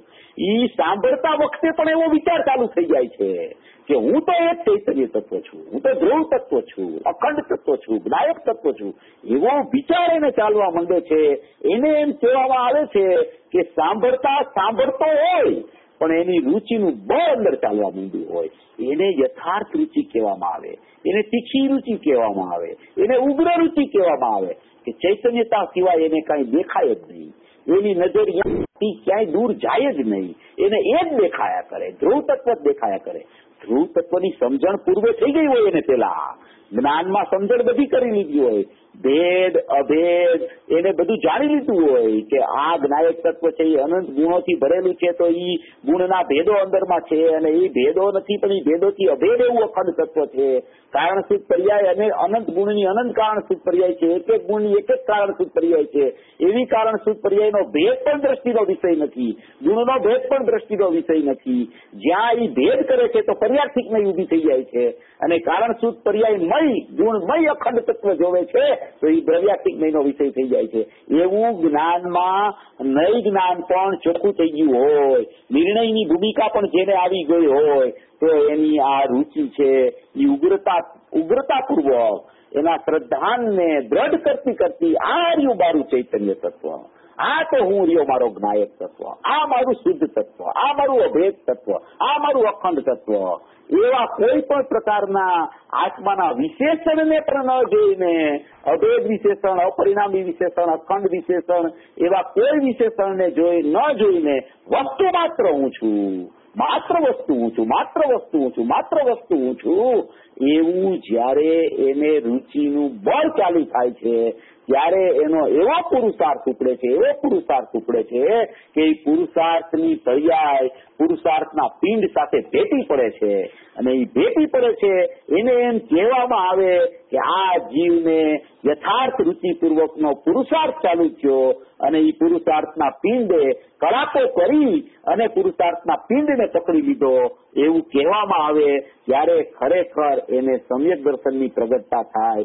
એને કહેવામાં આવે કે આ જીવે એની મંદ રુચિમાંથી તીવ્ર રુચિ કરી, એનો પુરુષાર્થ જગાડ્યો, એનો ઉપયોગ બહાર જતો હતો તો એને જ્ઞાયકમાં ટકાવી એવી રુચિની ઉગ્રતા પૂર્વક એનો ઉપયોગ અંદર આવી ગયો, એની રુચિની એવી ઉગ્રતા જામી, એવી તીખાશ જામી ગઈ, એવું ચૈતન્ય તત્વ એને ભાસવા માંડ્યું એની નજરમાં કે એને બધા પર્યાયરૂપ ભાવો, સંયોગરૂપ ભાવો, નિમિત્તરૂપ ભાવો અને ભેદરૂપ ભાવો, આત્મામાં ને આત્મામાં વસતા આનંદ ગુણો ને અનંત કારણ સુખ પર્યાય એવા ભેદભાવોથી પણ એની રુચિ વ્યાવૃત થઈ અને અભેદ તત્વ તરફ ચાલી જાય, વસ્તુ માત્ર તરફ ચાલી જાય, અખંડતા તરફ ચાલી જાય, એને ખરેખર રુચિ કહેવામાં આવે છે. આવી રુચિ પ્રગટ થતા પહેલા એને આવો પુરુષાર્થ ઉપડે છે. ત્રિકાળી દ્રવ્ય હું શુદ્ધ ચૈતન્યમય છું, હું ધ્રુવ તત્વ છું, અખંડ તત્વ છું, એવા વિકલ્પ નહીં, એવો ભાવ ચાલુ થઈ જાય છે. એવો ભાવ ચાલુ થાય તો વિકલ્પથી જુદો એક ભાવ એવો ચાલવા માંડે છે. અજ્ઞાનીને પણ વિકલ્પના સમયે વિકલ્પ હોવા છતાં વિકલ્પની હાજરીમાં પણ એક ફાંટો અંદરમાં રુચિપૂર્વકનો અંદરમાં ચાલુ થઈ જાય છે. ઈ ચાલુ થતો ફાંટો અંદર ઉગ્રતાપૂર્વક પરિણમે પુરુષાર્થનો કડાકો થાય તો એ પુરુષાર્થનો કડાકો અંદર વળી જાય ત્યારે એને વિકલ્પ તૂટી જાય અને નિર્વિકલ્પ દશા પ્રગટ થઈ જાય અને પુરુષાર્થની પર્યાય અભેદ તરફ પડી જાય. રુચિ છે એ શ્રદ્ધાની પર્યાય શ્રદ્ધે ઊંચું એમ પરિણમી જાય અને વિકલ્પ છૂટી એટલે કે રાગ ભાવ છૂટી, વિકલ્પાત્મક ભાવ છૂટી અને વિતરાગ ભાવ એક સમય પૂરતો સમ્યક દર્શન જ્ઞાન ચારિત્ર એની મોક્ષ માર્ગ પ્રગટ થઈ જાય. એ સમય કરતા અસંખ્ય સમય ચાલે અને પછી જયારે વિકલ્પાત્મક દશામાં જ્ઞાની આવે ત્યારે એને બધું જ્ઞાન વહેતા કરે. જે જીવનું જ્ઞાન સમ્યક થઈ જાય એને જ્ઞાનમાં દ્રવ્યનું જાણવું, ગુણનું જાણવું, કારણ સૂત્રનું જાણવું, વર્તમાન પર્યાયનું જાણવું, સંયોગોનું જાણવું, પરપદાર્થનું જાણવું, સમ્યક પ્રકારે જ્ઞાનમાં વહેતા કરે એને સમ્યક જ્ઞાન કહેવામાં આવે. તો જે જીવને યથાર્થ રુચિ, તીખી રુચિ, ઉગ્ર રુચિ હોય તો વારંવાર પોતા તરફ પુરુષાર્થ ઉપડે છે. યથાર્થ રુચિ છે કે નહીં તે પોતે વિચારવાનું છે. રુચિ મંદ થઈ જાય છે, તેમાં ઉગ્રતા થતી નથી એટલે ઉપયોગ બહાર ટકે છે, પુરુષાર્થ બહારમાં જાય છે, અંતરમાં જતો નથી. એમ જે પૂજ્ય બેલશ્રીનું કેવું છે એમાં મુખ્યતા દ્રષ્ટિના વિષયની જેને ખરેખર વાસ્તવિકતા ખ્યાલમાં આવે છે એ જીવની રુચિ, એ રુચિની પર્યાય જે છે એ પોતાના દ્રવ્ય સ્વભાવને પકડવા તરફ તાલાવેલી કરે છે અને જ્યાં સુધી એને એનો દ્રવ્ય સ્વભાવ અંદર અનુભવમાં નથી આવતો ત્યાં સુધી એ રુચિ બેસી શકતી નથી અને એ દ્રવ્ય સ્વભાવ હાથમાં આવે ત્યારે એ રુચિની પર્યાય ત્યાં બેસી જાય છે દ્રવ્યમાં. એને કહેવામાં આવે કે આ જીવની જે રુચિની તીખાશ હતી એ પરિણમી ગઈ, ઉગ્રતા હતી એ પરિણમી ગઈ, યથાર્થ રુચિ હતી એનું પરિણમન થઈ ગયું પુરુષાર્થ પૂર્વક. એવી આ બાબતમાં પૂજ્ય બેનશ્રીને રુચિનું વલણ આ રીતે થવું જોઈએ એમ કહેવાનો 361 નંબરના પ્રશ્નમાં પૂજ્ય બેનશ્રીનો આશય આ છે. સર્વ મોક્ષ માર્ગી જીવો મોક્ષ માર્ગમાં આવી રીતે આવા ત્રિકાળી દ્રવ્ય દ્રષ્ટિના વિષયને દ્રષ્ટિમાં લઈ અને પોતાની રુચિની જાગૃતતા કરે, પર તરફથી પોતાના ઉપયોગને સંકેલી લે અને એ સંકેલી અને પોતાની રુચિનું બળ છે એ પોતાના સ્વભાવ તરફ વાળવાનો પ્રયત્ન કરે કે આ જ મારું ચૈતન્ય તત્વ છે, આ જ હું અખંડ તત્વ છું. એવા પ્રયાસપૂર્વક સર્વભવી જીવો મોક્ષ માર્ગમાં પ્રયાણ કરી અને મોક્ષ લક્ષ્મીને વરે એવી મંગલ ભાવના. Thank you Chetanbhai. આપણે પ્રશ્નો આમાં હશે કોઈને તો આપણે પેલા પ્રશ્ન લઈ લઈએ. એક બે પ્રશ્ન ચેતનભાઈ અનુકૂળ છે ને? એક બે પ્રશ્ન એકદમ અનુકૂળ છે. એક પ્રશ્ન છે ચેતનભાઈ કે જેમ રુચિની તીક્ષ્ણતા કીધી કે તીક્ષ્ણ લક્ષ્ય રુચિ કરવી જોઈએ તો ઉપયોગ પણ એટલો તીક્ષ્ણ તેને વાવવો પડશે ને? હા, એટલે એ તો એમાં એવું છે કે ઉપયોગમાં પેલા નિર્ણય થાય છે. નિર્ણયનું કામ ઉપયોગનું છે. ઉપયોગ તીખો કરવો, ઉપયોગ તીક્ષ્ણ કરવો એ વાત બરાબર છે, એવું પણ શાસ્ત્રમાં આવે, ગુરુદેવની વાણીમાં પણ આવે. પણ એમાં એવું છે કે ઉપયોગને કોઈ પલટાવી શકતું નથી. રુચિ છે ને એ પલટી શકે છે. રુચિનો પુરુષાર્થ દ્રવ્ય તરફ ચાલતા એ રુચિ પલટતા ઉપયોગ સ્વયં પલટી જાય છે. એ રુચિ પલટી તો ઉપયોગ સ્વયં એની પાછળ પલટે છે. કારણ કે સમ્યક દર્શન, સમ્યક જ્ઞાન, સમ્યક ચારિત્ર છે. સમ્યક દર્શનપૂર્વક સમ્યક જ્ઞાનની પ્રગટતા થાય છે. જ્ઞાનમાં નિર્ણયની ભૂમિકા આવે છે. એટલે જ્ઞાનના નિર્ણયપૂર્વક શ્રદ્ધાનું બળ આવે છે. અને શ્રદ્ધાના બળપૂર્વક જયારે હું શ્રદ્ધેય છું એમ શ્રદ્ધામાં આવે છે ત્યારે ઉપયોગમાં સમ્યક જ્ઞાનની પ્રવૃત્તિ સહજમાં થઈ જાય છે. એટલે રુચિની જયારે ચર્ચા ચાલતી હોય ત્યારે રુચિની મુખ્યતા હોય, જયારે જ્ઞાનની ચર્ચા ચાલતી હોય ત્યારે જ્ઞાનની મુખ્યતા હોય. બેયની બે જગ્યાએ મુખ્યતા છે, કોઈની ગૌણતા નથી. કારણ કે રુચિ અને જ્ઞાન બે એક સાથે શ્રદ્ધા અને જ્ઞાન ચાલતા હોય છે, કે આગળ પાછળ નથી હોતા. જયારે સમ્યક દર્શન થાય ત્યારે સમ્યક દર્શન, સમ્યક જ્ઞાન અને સમ્યક ચારિત્ર ત્રણેય એક સાથે હોય છે, આગળ પાછળ નથી હોતા. પણ નિર્ણયની ભૂમિકા જ્ઞાનમાં હોય છે અને રુચિ છે એ શ્રદ્ધાની પર્યાય છે. એટલે રુચિ જ્યાં આ હું છું એમ જ્યાં ચાલુ થાય ત્યારે જ સમ્યક દર્શનની પ્રાપ્તિ થાય છે. જ્ઞાનમાં ગમે તેટલો કદાચ નિર્ણય પણ થઈ ગયો હોય, સોગાણીજીમાં આવે છે આ વાત, કે નિર્ણય જ્ઞાનમાં હોવા છતાં પ્રતીતિ કેમ થતી નથી, તો કે ઈ રુચિની પર્યાયમાં હજી જ્ઞાનમાં ખબર પડી ગઈ છે પણ રુચિ એ તરફ વળતી નથી. જ્ઞાનમાં જે બધું બેઠું હોય એ તરફ રુચિ એની જાતી નથી. એની પ્રીતિ જે પ્રકારે થવી જોઈએ એટલા પ્રકારમાં હજી ચૈતન્ય તત્વની પ્રીતિ થઈ નથી. એને એ પ્રીતિ થઈ ત્યાં પ્રતીતિ થઈ જાય છે. એટલે રુચિની જગ્યાએ યથાર્થ છે, જ્ઞાનની જગ્યાએ યથાર્થ છે. મુખ્યપણે જ્ઞાનથી બધી ચર્ચાઓ આવે. હે ઉપાધિનું કામ જ્ઞાન કરે, વિભાવ સ્વભાવને ઓળખવાનું જ્ઞાન કામ કરે, ભેદ જ્ઞાનનું કામ જ્ઞાન કરે, રાગ ને જ્ઞાનની જુદાઈમાં પ્રજ્ઞા છીણી માળવાનું કામ જ્ઞાન કરે. એ બધું જ્ઞાનનો વિષય છે. પણ એ જ્ઞાનમાં નિર્ણયની ભૂમિકા આવ્યા પછી પણ રુચિ સ્વભાવ તરફ જ્યાં સુધી ન વળે ત્યાં સુધી પ્રતીતિ નથી થતી. માટે અહીંયા રુચિની મુખ્યતાથી વાત ચાલે છે. હા ચેતનભાઈ, બહુ સરસ. આજે રુચિનો મારો આ પ્રશ્ન ઘણા લોકો માટે થતો હતો, પણ તમે જે કીધું કે રુચિ શ્રદ્ધાગુણની અવ્યક્ત પર્યાય છે, એ જ રીતે પ્રતીતિ, જિજ્ઞાસા એ બધી પણ શ્રદ્ધાગુણની અવ્યક્ત પર્યાય કહી શકાય ને? એકદમ શ્રદ્ધાગુણમાં. બરાબર. આ બહુ તમે વિશ્વાસ કયો, રુચિ કયો, પ્રીતિ કયો, પ્રતીતિ કયો, જિજ્ઞાસા કયો, એ બધું છે ને શ્રદ્ધામાં જાય છે. બધું શ્રદ્ધામાં જાય છે. અને જાણવું છે એ જ્ઞાનમાં જાય છે. બહુ સરસ વાત આવી. અને એની શ્રદ્ધાગુણની વ્યક્ત પર્યાયોમાં શું આવશે? મહિમા વ્યક્ત પર્યાયમાં આવશે. એટલે વ્યક્ત પર્યાય જ ખરેખર તો કાર્ય કરતી હોય છે. પણ એકચ્યુઅલી શું છે કે વ્યક્ત પર્યાયમાં તો અત્યારે ઔદયિક ભાવ વર્તતો હોય છે. એટલે કે એનું અહમપણું રાગાદી ભાવમાં છે. એટલે મિથ્યાત્વ ચાલે છે અત્યારે મિથ્યાત્વ ચાલ્યા કરે છે ને. એની પર્યાય જે છે શ્રદ્ધા ગુણની, એમાં તો અત્યારે તો મિથ્યાત્વ ચાલે છે ને. રાગ તે હું એવું પરિણમન ચાલ્યા કરે છે. એ રાગ તે હું એવું પરિણમન ચાલે છે. પણ રાગ તે એવું પરિણમન ચાલતું હોવા છતાં અંદરમાં એની રુચિ કઈક કામ કરતી હોય, એને વિષય ખ્યાલમાં આવી ગયો હોય કે ત્રિકાળી દ્રવ્ય આવું જ છે, શુદ્ધ ચૈતન્ય તત્વ આવું જ છે, એમાં પર્યાય છે જ નહીં. રુચિની પર્યાયનો પણ એમાં અભાવ છે કે જે રુચિ દ્રવ્ય તરફ જાય છે એવી રુચિની પર્યાય દ્રવ્યમાં નથી. એવી રુચિ એની થઈ જાય ત્યારે એ રુચિ જે ચાલતી હોય છે અંદર એ અવ્યક્ત છે. એ વ્યક્તપણે મિથ્યાત્વ ચાલતું હોય છે છતાં અવ્યક્તપણે રુચિ કામ કરતી હોય છે અંદરમાં. એને અવ્યક્ત પર્યાય કહેવામાં આવે છે. અંદરમાં ચાલે છે એ બધું.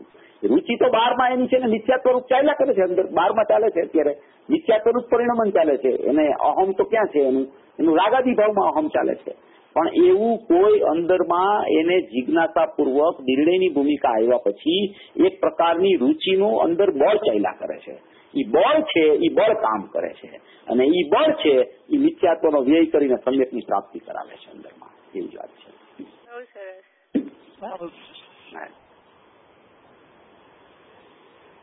બીજા કોઈનો કોઈ પ્રશ્ન હોય તો આપણે એકાદ પ્રશ્ન હજુ લઈ શકશું. ચેતનભાઈ, આપ તમે કહ્યું કે પ્રમાણે કે જેને આ રુચિ થઈ હોય અથવા શરૂઆત થઈ હોય એને ધ્રુવ તત્વ જ દેખાયા કરે એમ તમે બરાબર છે. હવે જયારે આવી રુચિ વાળો કે આવા નિર્ણય વાળો જીવ એ ધ્રુવ તત્વને દેખવાની ટ્રાય કરે છે, પણ ધ્રુવ તત્વ દેખાતું નથી. ધ્રુવ તત્વ એને પહેલા એના ઘરે કોઈ દિવસ ગયો નથી તો એને એનું એડ્રેસ ખબર નથી. તો હવે એમાં એને નિરાશા થાય છે ફ્રસ્ટ્રેશન થાય છે. સાચી વાત. અને પાછો પડે છે. ત્યારે એની નિર્ણયમાં ખામી છે, શ્રદ્ધામાં ખામી છે, પ્રીતિમાં ખામી છે, કે ક્યાં ખામી છે? હા, એમાં એવું છે કે જે જીવને ખરેખર એ વાત સાચી છે કે જ્ઞાયકનો હજી અનુભવ નથી થયો અને જે પ્રકારનો પરિચય હોવો જોઈએ એ પ્રકારનો પરિચય પણ હજી થયો નથી એને. પણ એને જોઈ છે જ્ઞાયક એવું એને અંદરમાં છે, પણ હજી એને એ મળતો નથી. તો એમાં મૂળમાં મૂળ તો કામ છે ને એ બધું જ્ઞાનમાં નિર્ણયાત્મક ભૂમિકાનું છે. રુચિની પર્યાય તો છે ને એક સમયમાં અહમ કરી લે છે, એમાં કઈ બીજો લાંબો સમય નથી હોતો, પણ એના નિર્ણયમાં ક્યાંક ને ક્યાંક અંદરમાં ખામી વર્તે છે. નિર્ણયમાં શું થાય છે ભાઈ કે ચૈતન્ય તત્વ એકને જ્યાં સુધી એના નિર્ણયમાં વાસ્તવિકપણું એવું ન આવે કે મારું ધ્રુવ ચૈતન્ય તત્વ છે ને એમાં કોઈ પણ જાતનું આ પરિણમન છે જ નહીં, ઉત્પાદ જ નથી. જે અત્યારે મને દેખાઈ રહ્યો છે ઉત્પાદ, જ્ઞાનમાં તો બધી ખબર પડે છે ને કે રાગ ભાવ ચાલે છે, અવિભાવ ચાલે છે, સ્તરલક્ષી ભાવ ચાલે છે, એ બધું જ્ઞાનમાં જાણવાનું કામ ચાલે છે. તો હવે એ જાણવું જ્યાં વર્તી રહ્યું છે ને એ જાણવું છે, એ જાણનાર તત્વ તરફ લઈ જાય છે. એ જાણવું, હવે એ જાણવું એને પકડાવવું જોઈએ. પેલા જાણવામાં જે વિષય આવે છે ને બહારના એ પકડાય છે, એને રાગ પકડાય છે, પર પદાર્થ પકડાય છે, ચર્ચા પકડાય છે, ચિંતન મનને એને ખ્યાલમાં થોડું ઘણું આવે છે અપેક્ષાએ કે અત્યારે મારે આવું ચિંતન ચાલે છે, અત્યારે મારે આવો ભાવ ચાલે છે, એ બધું પકડાય છે. પણ એ ભાવ પકડાય છે, પણ ભાવ ક્યાં પકડાય છે ને એવું જ્ઞાન નથી પકડાતું. એ જ્ઞાન પકડાવવું જોઈએ. એ સ્વપર પ્રકાશન જ્ઞાન છે. એટલે એ જ્ઞાન જયારે પકડાવવાનું ચાલુ થાય છે ને ત્યારે આ માર્ગ સરળ થઈ જાય છે, એકદમ સીધો થઈ જાય છે. કારણ કે એ જ્ઞાન છે ને એ આત્મા સાથે જોડાયેલું છે અને એ જોડાયેલું જ્ઞાન પકડાય છે ત્યાં રુચિ કામ કરવા માંડે છે. એને રુચિનો વિષય મળી જાય છે કે રુચિ એમ કે છે કે બસ આ જ્ઞાન માત્ર તે જ હું છું, આ જ્ઞાયક તે જ હું છું. એ બધું ચાલે છે જ્યાં સ્વપર પ્રકાશક જ્ઞાનમાં, એ જેના સંબંધી ચાલે છે ને મને લાગે આપણે ટાઈમ થઈ ગયો છે રજનીભાઈ. મને લાગે ચેતનભાઈ છૂટી ગયા છે, પણ હવે આઈ થિંક કે સમય બી થઈ ગયો છે, તો આપણે પછી અહીંયા આપણે પૂરું કરીએ આજનો સ્વાધ્યાય. ઓકે. હા, અને જ્યોત્સનાબેન તમે છો? બહુ સરસ વાત છે તમારે. જ્ઞાન લક્ષણથી પકડવા. હાજી હાજી હાજી બોલો. તમે જો એમનો પ્રશ્ન જરા 1-2 મિનિટનો જ છે, પૂરો થઈ શકે તો લઈ આવો ને એમને. રજનીભાઈ તો લાવી શકશો ને? પૂછી એમને જો લાવી શકાય તો please. Okay, I will bring him. Okay, alright, hold on. ચાલુ રાખજો, બધા લાઈન પર રહેજો. કારણ કે આ બહુ મહત્વપૂર્ણ એ હતી ને, લિંક તૂટી જાય. ના વાંધો નથી. હા, થેન્ક યુ.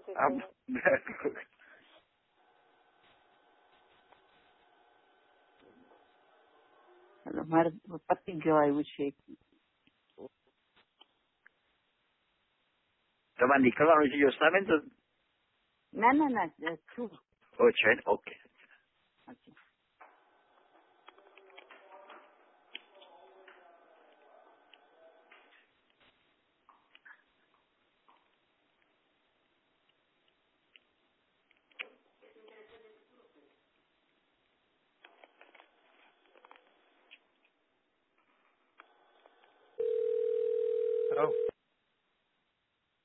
ચેતનભાઈ, તુષારભાઈ. હાજી જયજી ને ચેતનભાઈ? ના, નથી આવ્યા. એ ફોન ઘંટડી વાગ્યા કરે છે, જે ફોન પર હું લાવેલો ને એમને. તો હવે next time I guess. Okay, thank you for trying. ધન્યવાદ અગેન. Thank you. હા, જય સોરી. નેક્સ્ટ ટાઈમ આપણે યાદ રાખજો, બરાબર? ફરીથી પ્રશ્ન લઈ લઈશું. અને આવતા બનતા સુધી આવતા રવિવારે આપણે ચેતનભાઈ તો નહીં જ હોય, કારણ કે પાર્લરની પ્રતિષ્ઠામાં હશે. પણ પછી જયારે બી આપણે એનાઉન્સમેન્ટ 16મી કરી નાખશું. ફાઇનલ પ્રોગ્રામ 17મી અને 24મી શું છે. અને કાલે સવારે 6:30 વાગે ગયા છે, આજે સાંજે 6:30 વાગે પ્રતિક્રમણ, 8:30 વાગે 6 જવાનો ક્લાસ. જ્યોત્સના તમે લઈ લેશો? હા, દૂતી આપણે. હાજી, ચાલો બધાને જય જિનેન્દ્ર. રસિકભાઈ તમે જયકાર માટે રહો. હા, ભલે લઈ લઈશ. હાજી.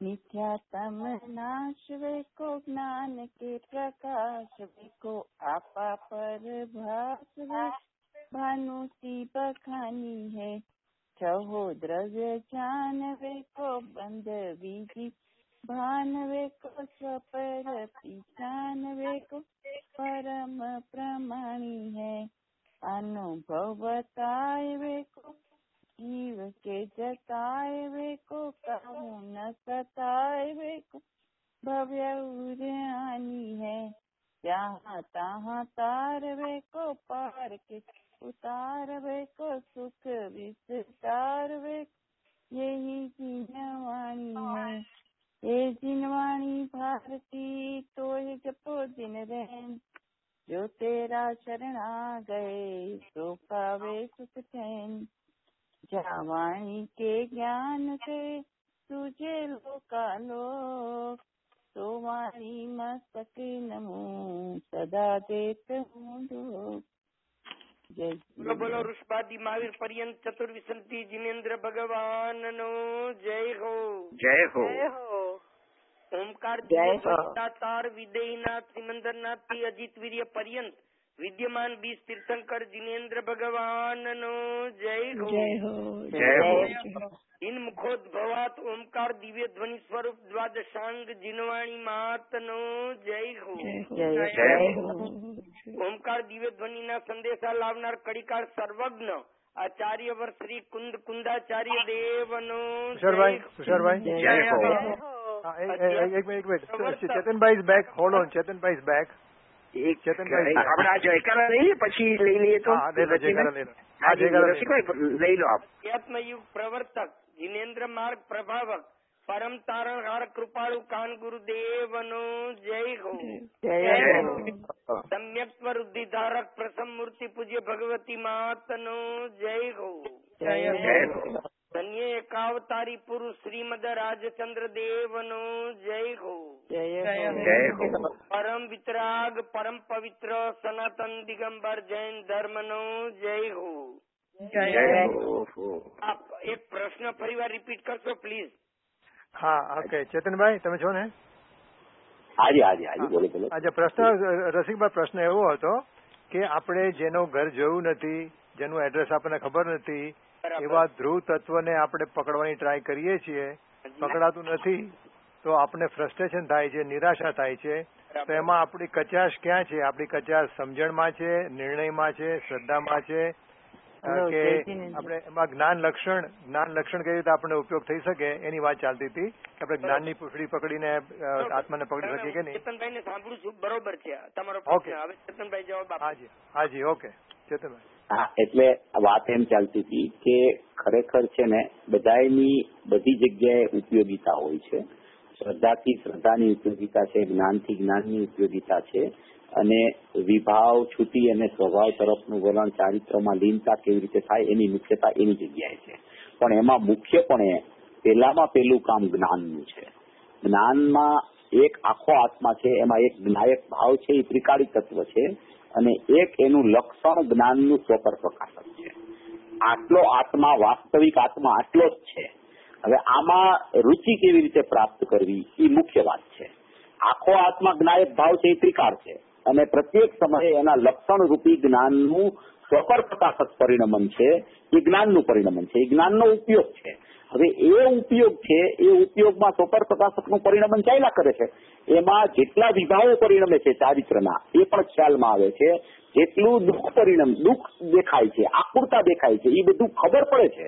પણ એ ખબર પડે છે, એ ખબર ક્યાં પડે છે તો કે એ જ્ઞાનમાં ખબર પડે છે.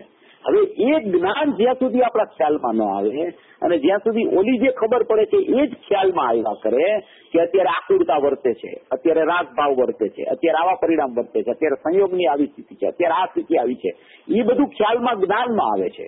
હવે જે ધરા ઉપર એ ખ્યાલમાં આવે છે એ ધરા જે જ્ઞાનની ધરા છે, એ જ્ઞાનનો ઉપયોગ છે, એ જ્ઞાન લક્ષણ છે. એ જ્ઞાન લક્ષણ સૌથી પહેલા ખ્યાલમાં આવવું જોઈએ.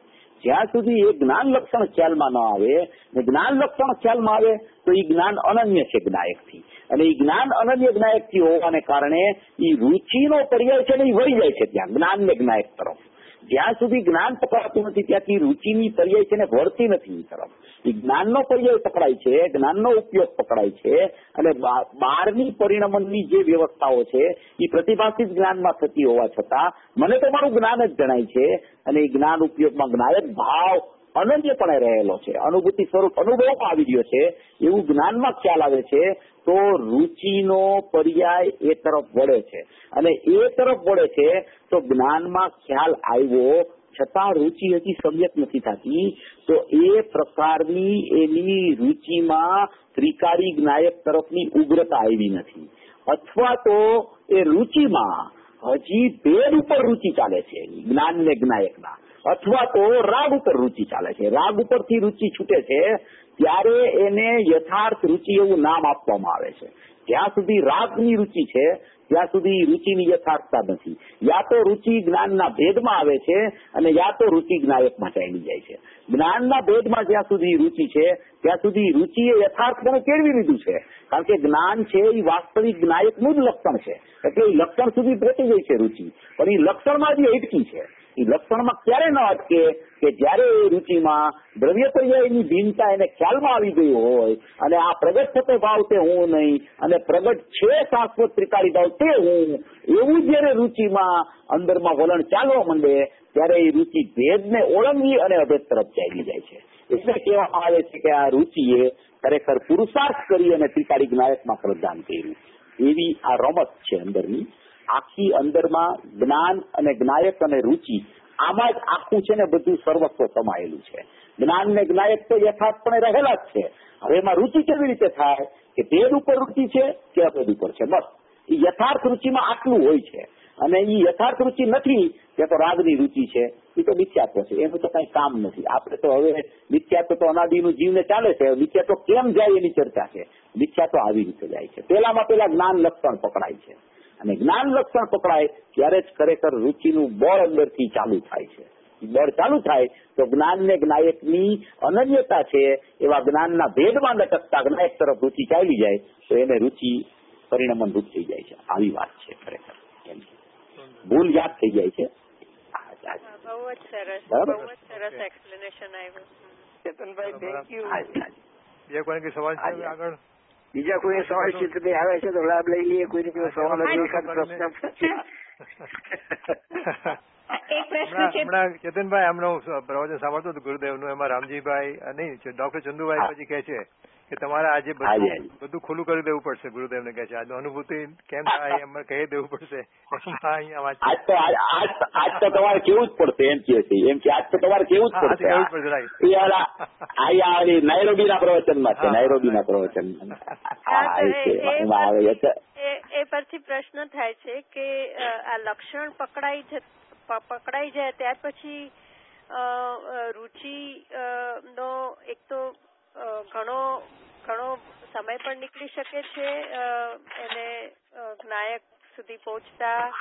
જો એમાં એવું છે કે લક્ષણ પકડાય છે ને, જે જીવને ખરેખર લક્ષણ પકડાઈ જાય છે, વાસ્તવિકપણે લક્ષણ પકડાય છે, એ જીવને પછી રુચિ જાજો ટાઈમ સુધી અભેદ થયા વિના જાજો ટાઈમ નથી લાગતો. એને એ રુચિ એની અનુભવ પૂર્વક પરિણમી જ જાય છે, એનું શ્રદ્ધાન થઈ જ જાય છે. કારણ કે લક્ષણ છે ને એ લક્ષને પ્રતિ સમયે કરતું હોય છે. એટલે જ્યાં લક્ષણ પકડાય છે ને ત્યાં એના હાથમાં રુચિના હાથમાં લક્ષ આવી જાય છે, અને એ લક્ષ ત્યાં આવ્યું શું તો બેનશ્રી દ્રષ્ટાંત આપે છે કે ભાઈ આ સમય એવો છે, અનુભૂતિનો સંધિકાળ છે. આ એની સંધિ કેવી રીતે થાય કે તમે જયારે, હું આ દ્રષ્ટાંત ઘણી વાર આપું છું, મોલામાં બી પણ આપેલું છે, તમને ખ્યાલ હોય પણ કોઈ ભૂલી ગયા હોય તો આપી દઉં છું. આ એવી વાત છે કે એના હાથમાં છે કરો અને હાથમાં નથી કરો. હાથમાં છે શું, કેવી રીતે કે લક્ષણ હાથમાં આવી ગયું છે અને હજી લક્ષ સુધી પહોંચ્યું નથી, અને હાથમાં કેવી રીતે છે કે લક્ષણ હાથમાં આવી ગયું છે, લક્ષ સુધી પહોંચ્યો નથી. હાથમાં જ છે, અને હાથમાં નથી કેવી રીતે કે અનુભૂતિ નથી તે, એટલે હાથમાં નથી. એનું બેનશ્રી દ્રષ્ટાંત આપે છે કે તમે જયારે સ્નાન કરવા બેસો, તમે જયારે નાહવા જાઓ ત્યારે તમારા હાથમાં સાબુ હોય, સાબુ તમે મોઢા ઉપર દઈ દીધો હોય, એટલે તમને દેખાતું ન હોય હવે સાબુ ક્યાં છે. હવે એ સાબુ હાથમાંથી પડી જાય ને પાછો તમારે શોધવો પડે, પડી જાય ને પાછો શોધવો પડે. જયારે આંખ તો બંધ છે તો એનો મતલબ એમ છે કે ઈ હાથમાં આવ્યો કે હાથમાં આવશે, બસ એટલી વાર છે લક્ષણ હાથમાં આવે પછી. એ લક્ષણ હાથમાં આવ્યું શું અને લક્ષ તરફ રુચિ કેળવાની શું, એટલી વાર લાગે છે. પછી એને વાર નથી લાગતી. પછી લક્ષણમાંથી ઈ રુચિ છૂટતી નથી, એટલે લક્ષ તરફ ગયા વગર રહેતી નથી. ઈ ભેદમાં ઉભી છે ત્યાંથી અભેદમાં ચાલી જાય છે, બસ એટલી જ વાર લાગે છે. જ્યાં એને ખ્યાલમાં આવ્યું ઓહો આ લક્ષણ છે એ તો લક્ષનું છે અને એ તો લક્ષને જ પ્રસિદ્ધ કરે છે, તો હું તો લક્ષભૂત આત્મા છું, ત્યાં જ રુચિનું કામ અવ્યક્ત પરિણમન થઈ અને રુચિ છે ને એ પરિણમી જાય છે, શ્રદ્ધાનું પરિણમન થઈ જાય છે. પ્રીતિ હતી અને પ્રતીતિ થઈ જાય છે. પ્રીતિ તો હતી અને પ્રીતિ હતી એટલે તો લક્ષણ પકડાનું, એ લક્ષણ પકડાનું એટલે પ્રીતિ છે એમ ખબર પડી ગઈ. લક્ષણ પકડાનું ત્યાં જ એને ખરેખર લક્ષ હાથમાં આવ્યું તો એને પ્રતીતિ પૂર્વકનું પરિણમન થઈ ગયું. આવી અપૂર્વ વાત છે આ રુચિની. કોઈને એક પ્રશ્ન હતો મને, કોઈ બેનને તો પૂછી શકે છે. હાજીભાઈ, કે આજે યથાર્થ રુચિ આપણે કઈ જ વિચિ શ્રદ્ધા ગુણની પર્યાય વિભાવ પર્યાય, તો એ પણ એક છે બરાબર? એ પણ એક શુભ ભાવ છે આજે યથાર્થ, બરાબર? હા, એ શુભ ભાવ છે ને. તો યથાર્થ રુચિ શુભ ભાવ છે, બરાબર. બેનશ્રીએ સમજાવ્યું છે કે જે યથાર્થ રુચિ સહિતના શુભ ભાવ વૈરાગ્ય અને ઉપશમ રસથી તરબોળ હોય છે, તો એ જે બેન શું કહેવા માંગે છે? શેમાં શું કહેવા માંગે છે? તમારો અવાજ કપાઈ જાય છે બેન જરા. હાજી, બેનશ્રીનો બોલ છે કે યથાર્થ રુચિ સહિતના શુભ ભાવો વૈરાગ્ય અને ઉપશમ રસથી તરબોળ હોય છે ને એ રીતે આપણે બીજા શુભ ભાવોથી એને જુદા ગણી શકીએ. હા, એટલે એ રુચિની મુખ્યતાની જ વાત છે અહીંયા, કે રુચિની જ્યાં મુખ્યતા થઈ જાય છે ત્યાં એને વૈરાગ્ય પણ સહજપણે બહારમાં વર્તવા માંડે છે. કારણ કે રુચિ છે ને એ રુચિ એ વિષય જ્યાં ખરેખર એનો રુચિનો પકડો તો બહારથી વલણ છૂટવા માંડ્યું, એનું નામ જ વૈરાગ્ય છે. કોઈ બહારમાં વૈરાગ્ય કરવાનો નથી હોતો, પણ રુચિએ એનું મોઢું ફેરવી નાખ્યું છે. રુચિનું મોઢું રાગ તરફ હતું, ત્યાંથી રુચિનું મોઢું જ્ઞાયક તરફ ચાલ્યું ગયું છે, તો એ યથાર્થ રુચિ થઈ ગઈ. જ્ઞાયક તરફ છે અથવા તો જ્ઞાન તરફ છે, તો એ રુચિની યથાર્થતા થઈ ગઈ. તો રુચિ રાગ તરફથી હટી ગઈ છે, તો એનું નામ જ ખરેખર વૈરાગ્ય છે. એનું નામ જ ખરેખર ઉપશમ રસ થઈ ગયો. ખરેખર એ જ વૈરાગની છે ને પ્રવૃત્તિ ચાલુ થઈ ગઈ એની. કારણ કે એને બહાર જોવાનું બંધ કર્યું, રાગ તરફ એનું વલણ છૂટી ગયું, એની રુચિ સીધી જ્ઞાયક તરફ ચાલવા માંડી. જે તરફ એનો ઉપયોગ હતો એ તરફ રુચિ જવા માંડી, તો એ રુચિ ત્યાં ચાલવા માંડી એટલે એનું નામ જ એમ થઈ ગયું કે હવે એને વૈરાગ્યનું ખરેખર જે વૈરાગ્યમય જે આખો જ્ઞાયક ભાવ છે, વિતરાગતામય જ્ઞાયક ભાવ છે, વૈરાગ્ય પૂર્વક વિતરાગતા છે અને વિતરાગતા પૂર્વક વૈરાગ્ય છે, એવો વિષય જે એના ખ્યાલમાં આવ્યો ત્યાં જ એને ખરેખર એ રુચિનું પરિણમન થવાનો માર્ગ ખુલી ગયો. તો ઉપશમ રસ પ્રગટવા માંડ્યો એમ કહેવામાં આવે, એમ કહેવાનો આશય બેનશ્રીનો છે. બરાબર, સરસ. બેનશ્રી આત્માબાનું પણ ઘણી સરસ સમજાવ્યું છે. આત્માબાની વાત કરી છે ને, આત્માબાને ગોતવાની જો રુચિ હોય, જેમ બાને ગોત્યા કરીએ મારી બા એ દ્રષ્ટાંત આપે ને પોરબંદર દ્રષ્ટાંત. હા, એ સુંદર, સરસ, સાચી વાત. Thank you. બહુ સરસ. કોઈનો પ્રશ્ન છે ચેતનભાઈ? હા, બોલો, વાંધો નહીં, બોલો. જરા જોરથી બોલશો ને, જરા અવાજ તમારો બરાબર નથી સંભળાતો. આપણે પુરુષાર્થને આમાં કેવી રીતે લઈ શકીએ? હા, બસ આ તે કીધું ને કે જ્ઞાનમાં નિર્ણયની ભૂમિકા આવે, અને જ્ઞાનમાં નિર્ણયની ભૂમિકા આવ્યા પછી જ્ઞાન જ્ઞાયકને છોડતું જ નથી. એવો વિશ્વાસ, એનું નામ શ્રદ્ધા છે. એવો જ્ઞાનમાં જ્ઞાયક અનુભવાઈ રહ્યો છે, એવો વિશ્વાસ આવવા માંડે, એવી રુચિ થવા માંડે, એનું નામ જ વાસ્તવિક પુરુષાર્થ છે. પુરુષાર્થ કોઈ અલગથી નથી હોતો, એ ખરેખર ખ્યાલમાં આવી આ વસ્તુ કે જ્ઞાનમાં જ્ઞાયક અનુભવાઈ રહ્યો છે, જ્ઞાનમાં જ્ઞાયક જણાઈ રહ્યો છે, એવી જ્યાં એની રુચિ થઈ ગઈ, એવો વિશ્વાસ થઈ ગયો, એવી શ્રદ્ધા જામવા માંડી, એનું નામ જ પુરુષાર્થ છે. એ જ પુરુષાર્થ કહેવાય છે. પુરુષાર્થ કોઈ જુદો નથી હોતો, આને જ પુરુષાર્થ કહેવાય. યથાર્થ સ્વરૂપને સમજવું એનું નામ પુરુષાર્થ છે. જેમ ત્રંબક પર્યાયની ચર્ચા આવે ને, ક્રમબદ્ધ પર્યાયની ચર્ચામાં શું આવે કે ભાઈ ખાલી ક્રમબદ્ધ પર્યાય ન કરવું, પણ એમાં પુરુષાર્થ પણ સાથે છે. 5 સમવાય છે એમાં, સ્વભાવ છે, પુરુષાર્થ છે, કાલલબ્ધિ છે, નિમિત્ત છે, એ બધી વાત જે આવે ને ભવિતવ્યતા છે, જેમ કે પુરુષાર્થ પણ છે એમાં. તો એમાં પુરુષાર્થ શું છે ક્રમબદ્ધ પર્યાયમાં કે પર્યાય ક્રમબદ્ધ છે અને ત્રિકાળી દ્રવ્ય છે એ શાશ્વત છે અને એની પ્રત્યેક સમયે થતી પર્યાયો થવા યોગ્ય થયા કરે. જે દ્રવ્ય જે ક્ષેત્રે જે કાળે જે ભવે જે ભાવે જે પર્યાય જેમ થવાની હોય જે નિમિત્તે એમ થાય જ એવું નક્કી કરવું એનું નામ પુરુષાર્થ. એવો નિર્ણય કરવો એનું નામ પુરુષાર્થ. એવી સમજણ કરવી એનું નામ પુરુષાર્થ. એવી રુચિની તીવ્રતા જ્ઞાયક તરફ લઈ જવી એનું નામ પુરુષાર્થ. પુરુષાર્થની વ્યાખ્યા છે. પુરુષાર્થ એટલે વાસ્તવિક જેવી વસ્તુનું સ્વરૂપ હોય એવી વસ્તુના સ્વરૂપ તરફ વળવું એનું નામ પુરુષાર્થ. સરસ, થેન્ક યુ વેરી મચ. બહુ સરસ, થેન્ક યુ ચેતનભાઈ.